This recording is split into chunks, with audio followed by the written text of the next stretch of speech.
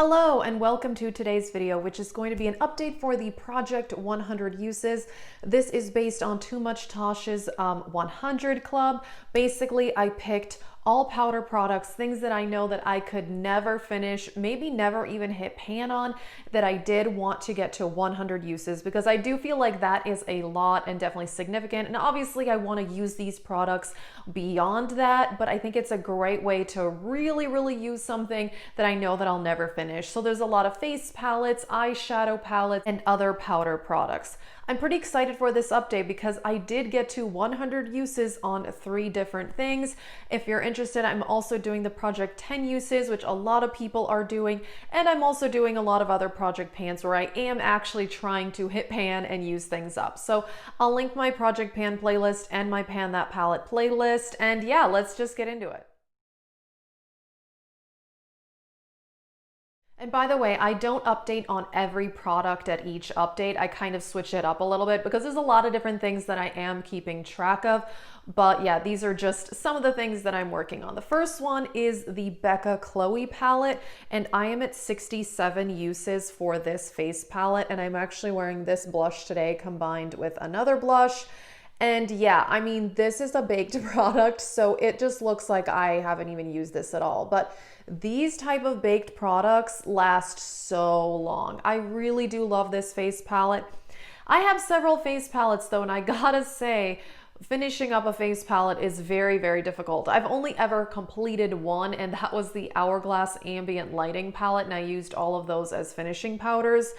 But yeah, it takes a long time to pan an entire face palette. So yeah, I have used this face palette 67 times, and I do always mention this in my updates that even if I just use one thing, whether it's a face palette or an eyeshadow palette, that is one use. If I use like all 4 of these, that's still one use. So yeah, really still enjoy this. I got this on major sale, I think last year at Ulta, and I still really do enjoy it. I think it is still available, but yeah, this is one of my favorite face palettes. But yeah, especially these baked products are really hard to go through. Next up is one of my Natasha Denona palettes, and that is the Sunrise palette. I have used this 34 times since I purchased it. It is so loud. Oh my gosh, every time I open this palette, it's so loud. I've had this for several months now, and yeah, I've used it 34 times. I do like this palette quite a bit. I have mentioned in other videos, it's not my favorite Natasha Denona palette, just because I don't think the formula is quite as good as some of the other ones that I own, but I do still love it. I think it's a really nice palette. There's some neutrals, there's some more colorful shades, so yeah. Definitely want to continue using this, and really all of my Natasha Denona palettes, because yes, they are very expensive, but I am glad that I am using them. Next up is a more affordable palette. This is the BH Cosmetics Royal Affair. This is one of my favorite palettes. I really do love it. And this one I have used 73 times. It's kind of interesting to look at the usage after that many uses, because when I'm not trying to hit pan on something and I'm just doing usage, I'll use whatever eyeshadows I want. And I do use a wide variety of these. And it's just interesting that it doesn't really look all that used, even though this is a powdery formula. But yeah, it makes a big difference when you pick one eyeshadow and you use that over and over again to try to hit pan versus something like this where I'm just using whatever eyeshadow I want. I don't know. I just find it interesting. Yeah, this doesn't really look that used, but yeah, I really do enjoy this one. And I gotta say, this silver is amazing. This is one of my favorite silver eyeshadows that I own. Actually, I will say I don't really own that many silver eyeshadows, but I love that one. Next up is another Natasha Denona palette, and that is the Safari palette. And I have used this one 64 times. I've had this one for several months as well. I've had this one for a while longer, I think maybe 4 months. This is a very easy palette to use for me because it is all mattes.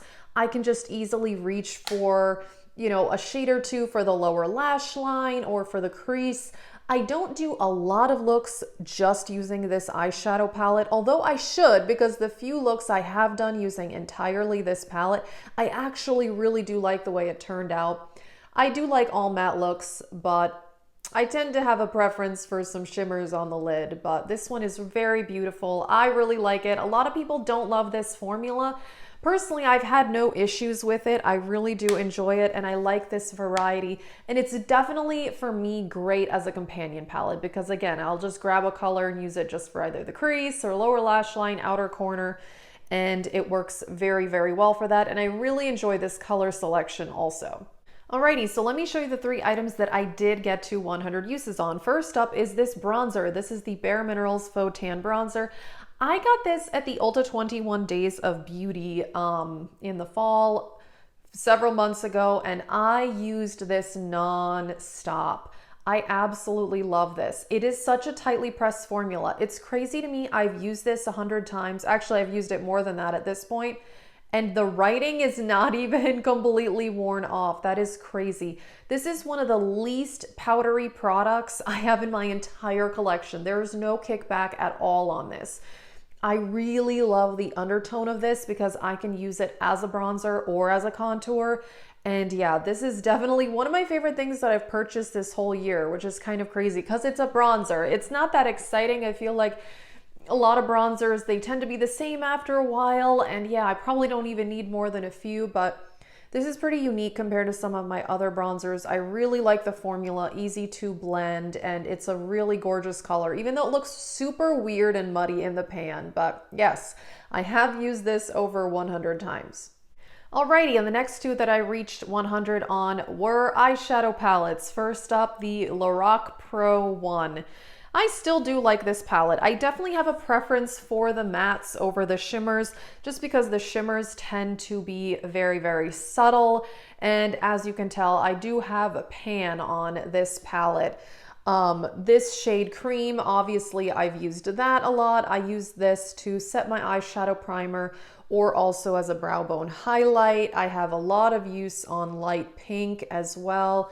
Also, I've used these darker mattes. The shimmers, yeah, I haven't used them a whole lot in this palette, I will say. And this is a palette that I repurchased, I think last year. I had this when it first came out and I mostly used up the lighter half of the palette and I really, really enjoyed it. And then I repurchased it. I think it was when it was in the Ulta 21 Days of Beauty last year. I do like it, and I definitely have some nostalgia for this palette, I will say, because this was one of my favorite palettes for so long when it first came out that, yeah, I definitely have some nostalgia for it, even though the shimmer formula is definitely not my favorite, but I really do like the mattes. They are really pigmented, but easy to work with. So yes, I have used this over 100 times and I do have pan on it, but yeah, obviously there's certain shades that I'm reaching for over others in this palette. Alrighty, and the 3rd item that I did get to 100 on is the Colored Rain Queen of Hearts palette.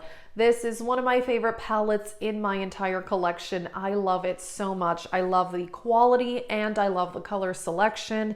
And yeah, there is no pan on this one. This formula is very different than the Loreal. It is not really powdery at all. There's not much kickback in the pan when you use it. So yeah, it's kind of crazy. This does not look like I've used it this much, but obviously I have.